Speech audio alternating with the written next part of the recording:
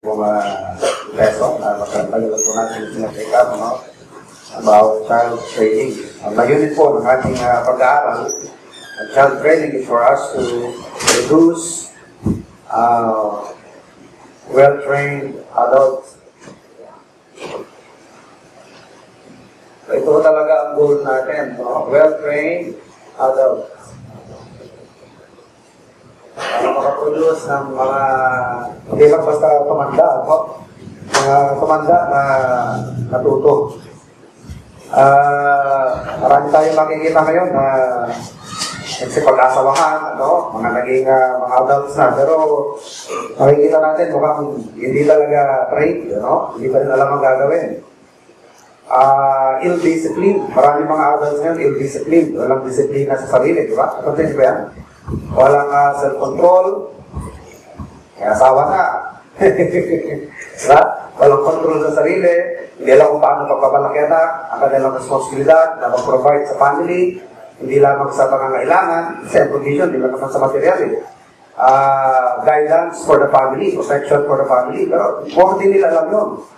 So, as far as training is concerned, marami sa mga adults, hindi talaga na-train. Walang sa training. At bukod sa ill-disciplined na, wala pang wisdom. Diba? Hindi mo maasahan sa payo, hindi mo maasahan sa guidance. Hindi talaga sila natuto ng mga adults. So, saan ang pagkukulang? Ang pagkukulang dito sa kanilang childhood. Kaya inaaral po natin ang child training. So our goal is for us to produce a well-trained adult. Proverbs 22:6, train up child. And when he is old, di ba? So yung pag-adult na siya. So kailan tine-train yung tao para pag old na siya, hindi siya lalayo sa mga tamang pantunan ng buhay o paraan ng pamumuhay. Di ba? According to the Bible, during sa childhood stage, ginagawa yan, habang bata pa siya. Proverbs 22:6, train up a child. Medyo mabigat na yung labanan pagka-train up an adult. Although, pwede pa rin, di ba? Pwede pa rin yan Train up an adult. Kaso nga lang, medyo mabigat-bigat na yung labanan yan. The best time to train a tree, yung puno, di ba? O beben mo pa siya sa gusto mong direksyon, kapag tender pa.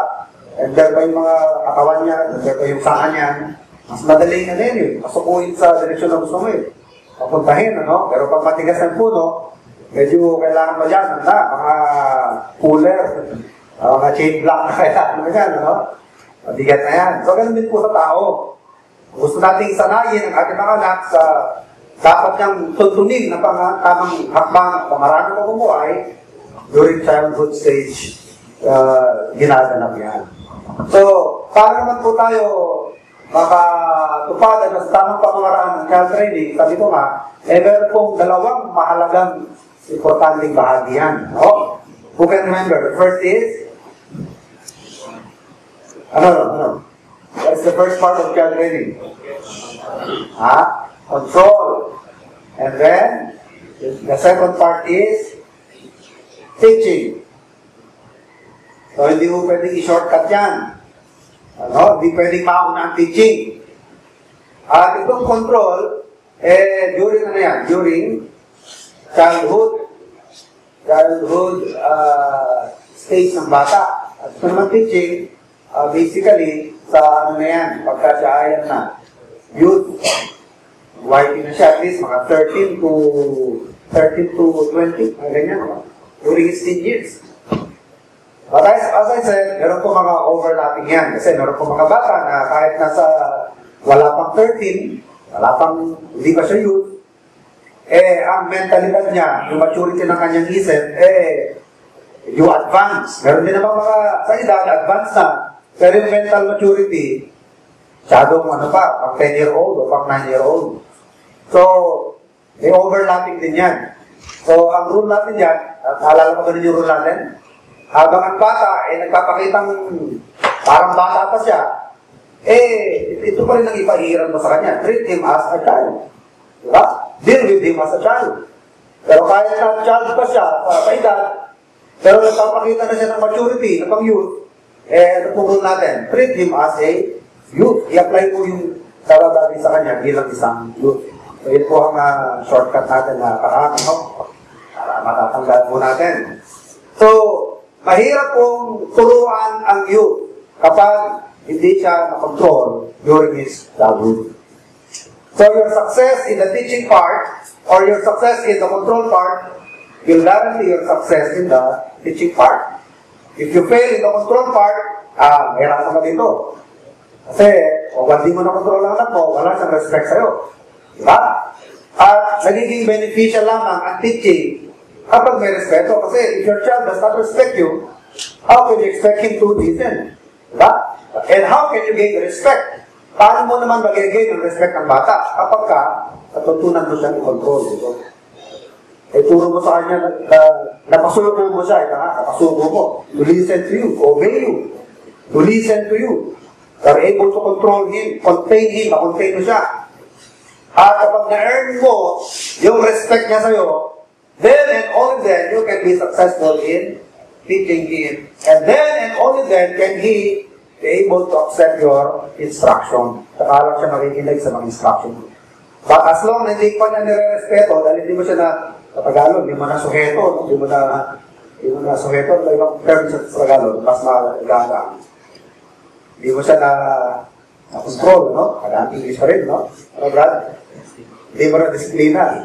Ang tama, maliit pa, eh, hindi mo ma-earn ang kanyang pakinig sa'yo. Hindi kanya pakikinggan. Okay? So, hindi mo pwedeng masacrifice ang kahit alinman sa dalawang ito. Tandaan natin, our goal is to produce a well-trained adult. Yan ang ating goal. Para ma-produce yan, eh, ito ang dalawang importante ingredient. Wala tayong sasacrifice dyan. Pareho dapat involved. So, dapat ito mauna to guarantee your success here. And you cannot switch the two. Kasi merong stages of a child na nararapat sa bawat isa. Ang control is for the age of bata na nasa kanya pa childhood stage. From 0, age 0 to at least 13.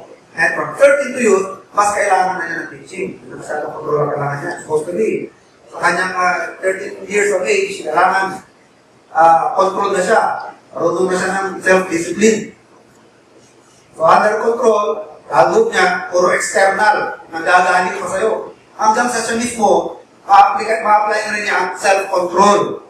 Kasi, hindi naman talaga ma-expect yan. So, kasi parang bata, di ba? Ang sanggol, expect mo ba na makokontrol niya yung kanyang pagwiwi?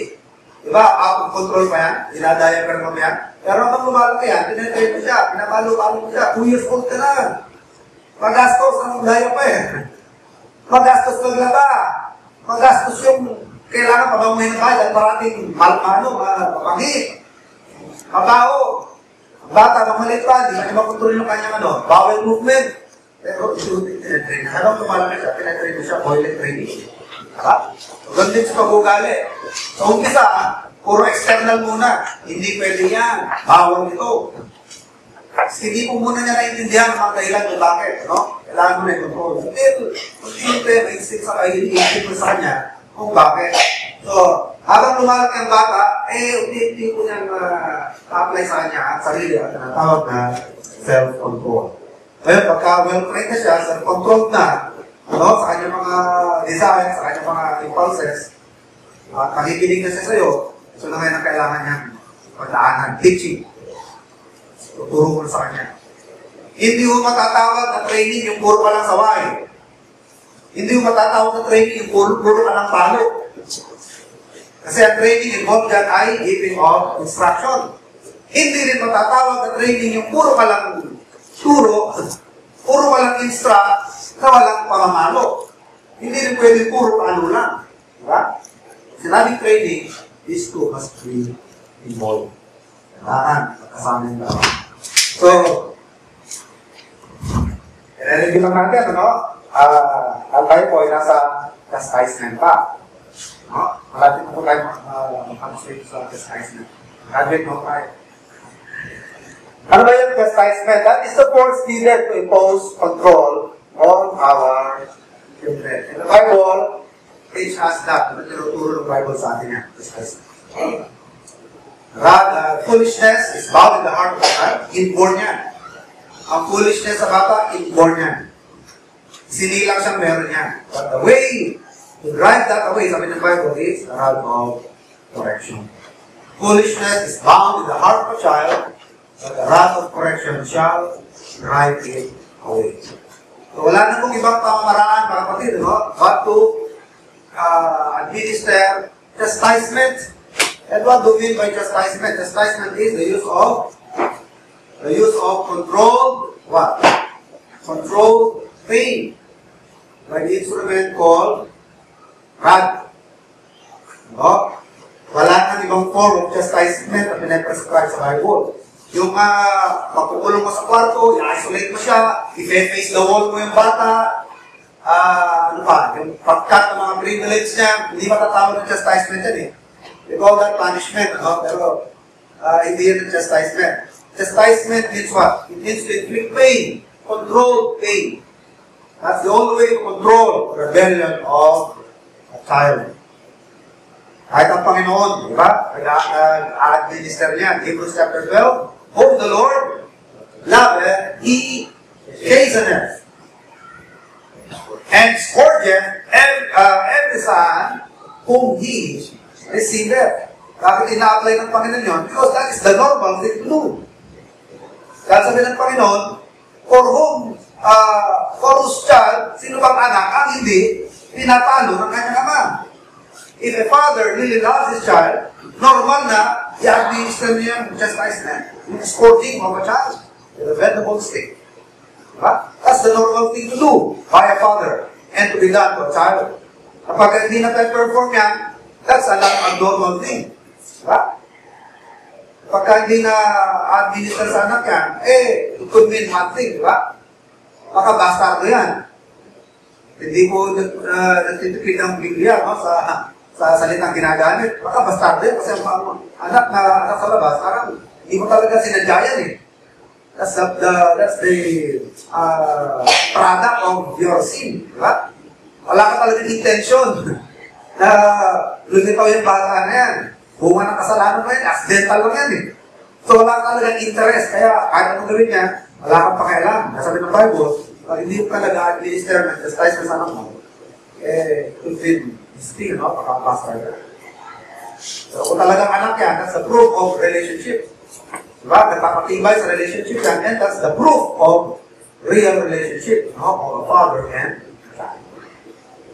Okay? So, chastisement is the use of controlled pain by the instrument called rod. Kung ang pinaprescribe ng Bible. Whip, no? Stick na maliit, then, kulangan. Of course, wala maliit, hanggang matanda natin, medyo lumalaki-laki rin yan, no? Dahil kapag palipat yung pang 1 year old stick ang ginagawin mo hanggang kanyang 12 years old, yun pa rin. Baka hindi na niya papansinin niya. Kailangan ma-adjust din niya. No? Yung mga PVC, ganda ba ba yung PVC pipe? Siguro, nipis-nipis, malaki na anak mo. Pwede na siguro yun, no? Nertex, yung marano. Oo. Para yung hindi mababali, di ba? Yung Nertex.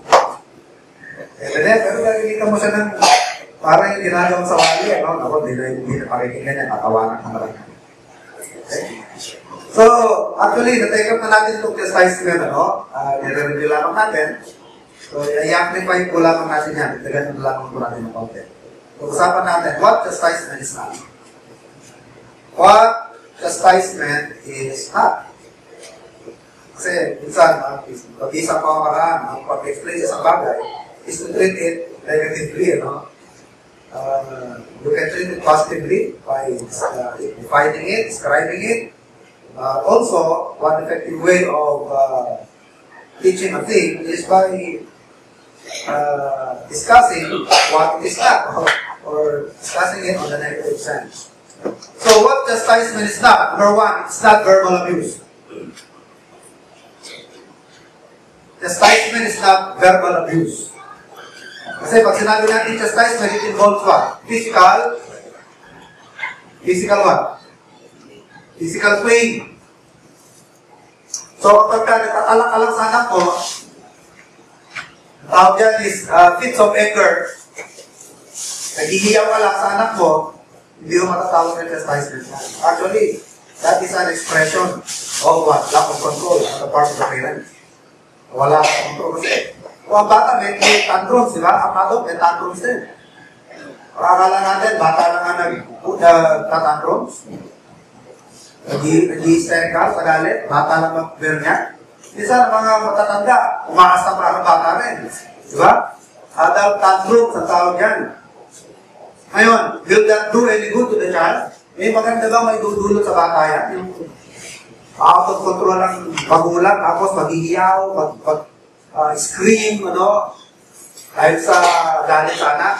May dudulot yan? Wala ako, mga kapatid. Walang may dadagdag yan.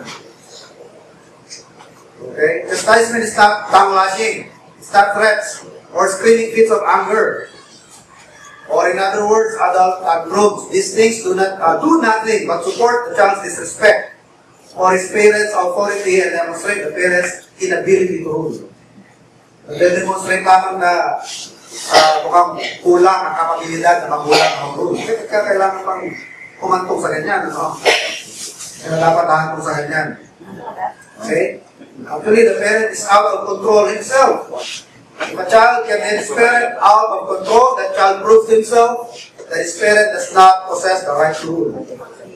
Kaya-kaya ka ng anak ko Kung ng bata na, wala, hindi ko kaya ng anak ko, ayaw ko galitin Pero ganito ko bilang, kaya-kaya may galitin ng anak ko. Akala natin, kung mahindi ka naman kasi sa ginawa, malulog niya, tuwa-tuwa yan. Kaya natin, asar ko. Ang nanay ko, nagdali ko kasi asar ka dahil sa akin. So, verbal abuse, chastisement is not verbal abuse. Secondly, pangalawa, chastisement is not requesting or begging. Chastisement is not requesting or begging. Pagka magulang, nagsimula ng makiusap sa anak, sige na naman, anak. Diba? Ano yan? Mamakaawa ka na? Do you think nasa tamang position ka ba? Supposed to be parents are in the position to rule. They have that right. Nasa kanila ang karapatan na binigay ng Panginoon. Bring up a child. Provoke not your children to wrath, but rather to nurture them in the fear of the Lord. Kanina instructed dyan sa parents. Ang magulang ang nasa right na mag-rule sa kanilang anak. Pero pag nagsimula ka nang makiusap sa anak, hindi, nabaliktad na ang sitwasyon. Sino na ngayon na nag-rule? Anak ko ngayon, nakikipag-negotiate ka na ngayon. Diba? Ikaw na ngayon nakikipag-negotiate. Hindi na naman anak. Pasakit na lalamunan ko. Tumisigit na dibdib ko. Diba? Pakinig naman kayo. Diba? Alam, nakakatulong yan. Ibig sabihin niya, yung instruction, yung sigaw, yung pangaral, hindi na pinakinggan. At kung dadagdagan mo pa, ang pakiusap, wala rin na. Isa lang ang solusyon dyan. Brother Ray. Sarote. Pamahalo. Pamahalo. Kailangan paraan para ma-recover yung right mo to rule. Ha? Kailangan tayong paraan. Hindi mo mapupo sa negosasyon yan. Kapag ka nakikipag-negotiate ka na, mamakaawa ka na, sige na naman, pabili ka na. Sakit na dibdib ko, sakit na lalamunan ko, para mo niyang awa. So na yata ako mamatay. Sabi yan. Ha? Nakikipag-negotiate ka na sa anak mo. Wala na yan. Ano? Nag-fitness ka pa sa anak mo. Okay? When a child is in rebellion, this type of approach only adds to his disrespect of authority. The words of instruction and rebuke have already been rejected. Therefore, additional words are not chastisement. So, yung pagsisigaw ka, mag-scream ka, ipanglash mo ng anak mo, that is not chastisement. Nor to beg or request, makaawa ka sa anak mo to submit. Hindi rin po yung matatawag na chastisement. Thirdly, chastisement is not punishment. There is only one type of chastisement, chastisement is only one, and that is what? Inflicting of controlled pain.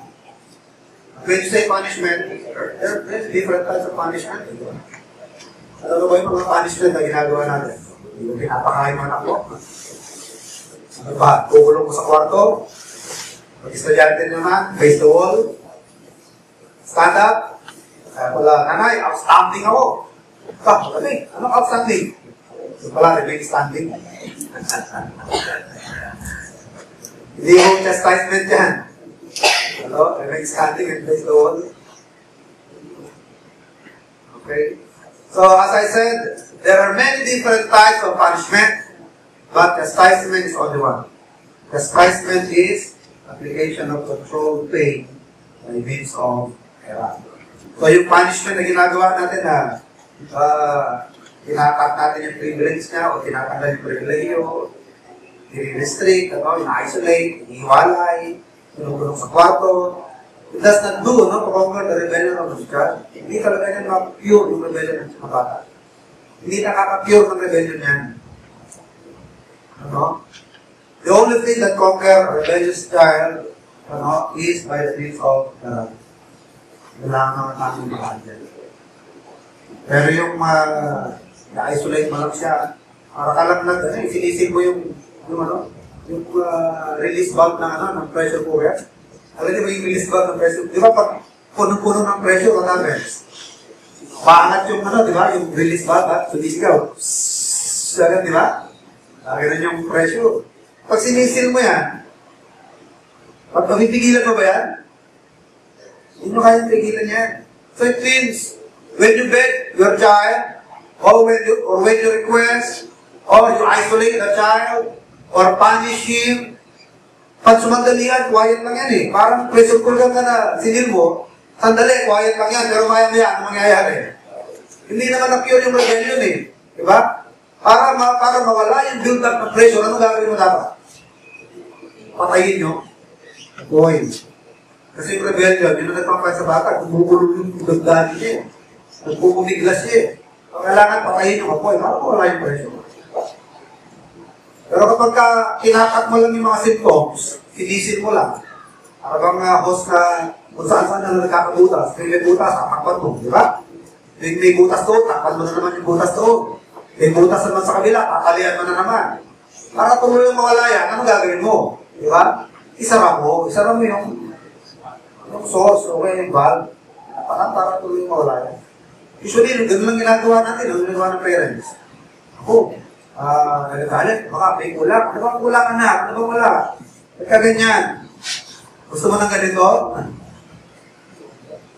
O kaya, papanish mo. Hindi, ganun ako sa ganun. Talaga dahilan niya, kaya nagkakaganyan ang bata. May rebellious attitude yan. And the only way to conquer the rebellion of a child is by means of the land of correction. Okay? So when the disobedience of a child who is willfully rejecting the control of his parents is punished, and rebellion itself is not conquered, the pressure of this rebellion will build until it cannot be controlled. Kasi kapag yung kanyang mga pag-rebellion, pinanish mo lang, i-punish sa rebellion, i-isolate mo siya, i-restrict mo yung kanyang mga privilegyo. Pero yung rebellion niya mismo, hindi mo na-pure. Diba? Kaya sa nagkakaganon, ito sa rebellious spirit, hindi mo kinonquer. Diba? Andun pa rin yun. Kakahimik lang yung sandali dahil pinanish mo diba? Pero hindi nawawala. Kaya eventually, pagtagal-tagal ng konti, nagkaroon ng pagkakataon, bubuga na naman yan, re-release na naman yan. Baka pag sumabog yan, hindi mo na makayanan. Pagka nakahanap lang ng trabaho yan, nalayasan ka na yan, pagkaya na niya sa sarili niya, yung sa bahay na ito. Hindi maganda sa bahay na to, para ako nasasakal. Kasi nga, ayaw niya pang balik mo talaga sa ako. Diba? So, hindi talaga na-cure yung kanyang rebellion. So, the best thing to do is to control the rebellion. Again, the means used is chastisement, which is the controlled use of pain by okay, a rebellious child who is dealt in this manner will eventually explode. I-release din yan ang kanyang rebellion. Last, number 4. Chastisement is not psychological, manipulation. It is not psychological manipulation. Ano ba yung pagka-manipulate din sana ginagawa ng magulang sa anak para lang sumuko, sumunod? Susuhulan. Sige anak, kung masunurin ka, may premyo ka sa akin. Sige anak, pagka nagawa mo yung duty mo, tawag-alala, kung bahala sa'yo. Diba? Sige. Hindi naman siya, no? Hindi niya ginagawa yung dapat niya gawin dahil duty niya, no? Hindi dahil sinilaw mo siya, diba? Dinrive mo eh. Siguro kung may gagawin ka maganda sa anak mo, sige mo na lang na hindi niya nalalaman. Pagkatapos yung kanyang ano, diba? Pero yung ibabarive mo siya para gawin niya isang bagay, that is psychological manipulation. Ano ba? Reason out? Reason na kayo? Hindi ka, mag-usap tayo. Lalaki sa lalaki. Boss, ano kayo? Debate? Ano ba yun? Talo ka sa debate ha? Sunod ka na ha? Talo kita sa, ano ha? Sa reasoning ha? Sunod ka na sa akin. Wala ka naman. May tapat sa sinasabi ko sa'yo. Ano ba yun? O, ano ba gagawin mo? Iba-bribe? Or i-redirect mo? Ang bata ang anak mo eh, nag-iiyak, gusto isang bagay na hindi dapat. Ay, ito na lang. Ito na lang. Gusto kong magawin niya sa kanya, ito na lang sa'yo. O, i-redirect mo yung kanyang atensyon. Ano? Kailangan, makontrol siya sa kanyang emosyon. Di ba? Pag hindi pwede. Hindi pwede i-redirect yung kanyang atensyon. Kailangan na patikimin mo ng pain. Patikman ng pain. Ay darat. Matuto siyang i-control yung kanyang mga desires. Hindi lahat ng gusto pwede. Di ba? Para ma-instill sa bata na hindi lahat ng gusto niya pwede. Kailangan niya matutunan niya at the early stage.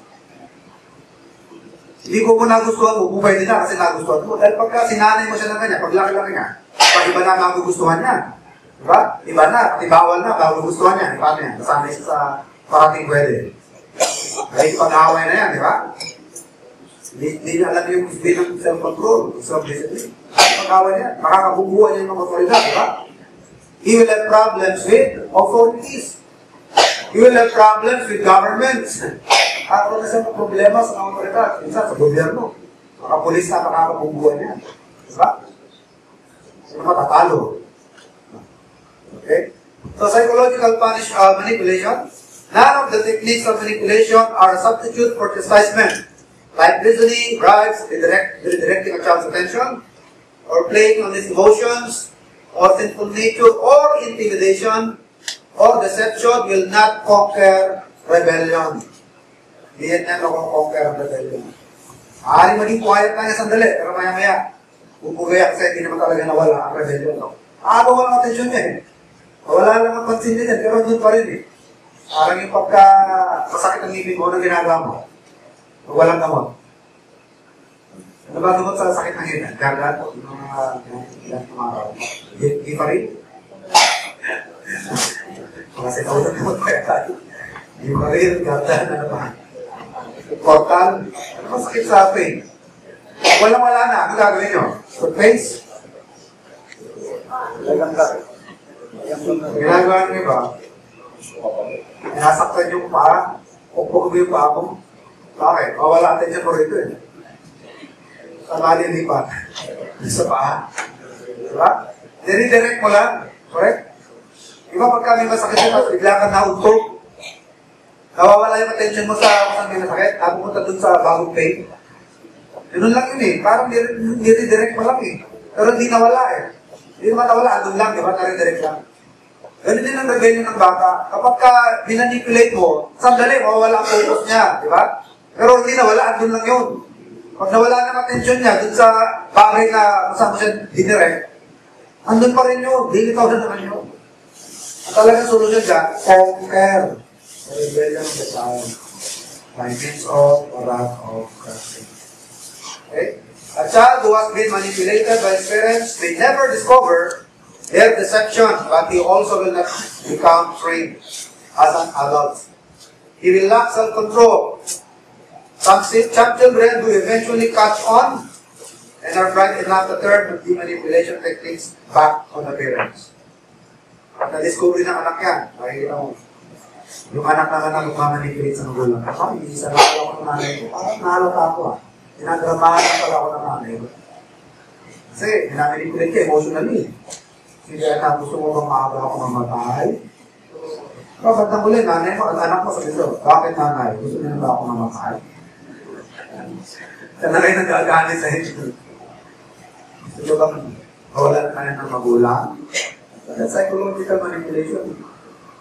Pagka kuha ng bata yung deception na yan, sila rin ang gagamit niya. Diba? So mga kapatid, you cannot discount the importance of chastisement. Again, para magain natin yung respect at yung hearing ng ating anak, chastisement must be applied. Child must be controlled. Pag nagain mo na yan mga kapatid, hindi mo pa na-achieve ang goal mo. Dahil yung papasunod mo ang anak mo sa vision, no? And recognize your authority, hindi talaga yun ang goal. Hindi ano yan. That is only what? Disease. Para maging successful ka sa pangalawang yuko. Ang talagang goal natin ay, our real goal is to produce a well-trained adults. Pero hindi ko na magagawa yan, magkaroon ka ng well-trained anak, dahil hindi mo siya natulungan. Hindi ka rin magiging matagumpay sa pagtuturo kapag hindi ka naging matagumpay dito. So, napaka-importante ng chastisement. Pag tinagal-tagal natin pinag-aralan yan, sana po, nagamit natin yan. Na-apply na ninyo, no? Ang pinakailangan natin. At hindi matagumpay tayo nito, kaya sa hindi pa ho yan ang ating goal. Hindi ka nagtatapos ang lahat. Instrumento lamang ito. Para makarating ka dito, at pagka hindi matagumpay ka dito, doon mo lamang aabot yung pinakaminiliti mo. Pag nitihin natin, anak natin lumaki na natuto. Kasi, sa ngayon talaga, marami tayong nakikita sa paligid natin, ano? Mga naglakihan, nagpag-asawahan na, mga responsable.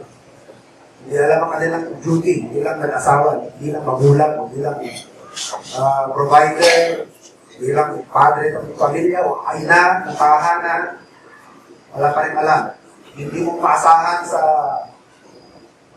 instruction o sa wisdom na kailangan nila sa buhay ng kanilang anak. Wala kang makuha magandang aral o halimbawa sa mga ito. Hindi mo kakitaan ng magandang halimbawa ng kanilang mga anak. Sige, lumaki lang, pero hindi na-train. Hindi naman yung lumaki, di ba? Sabi mo, napalaki ko na anak ko. Bakit? Ang kalabaw ba, hindi mo papalaki? Pakainin mo lang pakainin yan eh, lalaki yan eh, di ba? Pero iba yung lumalaki na natuto. Di ba? Lumalaki na na-train. Kasi pagpapalaki, madali lang eh. Pakainin mo lang ng pakainin yan, lalaki yan eh. Pero lumalaki ba na natuto, di ba? Na-train ba? So, yan po tayo natin. Training. Produce a well-trained adult. Okay, nandito ngayon, ay bukas ating manalangin. Kilala ng Diyos at magkalat Ama, salamat po sa mga alaala ng salita. Mawad Ama sa aming mga pagtutulang, mga pagtutuloy nyo kaming gabayan sa mga dapat namin gawin. Salamat po Ama na kahit na marami ay uhuli na kami sa ilang bahagi nito, ibigay niyo pa rin po kami Ama ng matas na loob, and character, and strength, O God, wisdom na magawa ko ng nararapat sa mga umaasa at mga nasa aming pangangalaga. Wala niyo po ang pagpapatuloy ng gawain, ay po patuloy ng may taas, aming kalagitnaan, patuloy na po kayo maglutas, mga kalwa, at patuloy sa aming mga ito. At ang dalagin, sa alam namin po ng Diyos. Bakit po natin ako?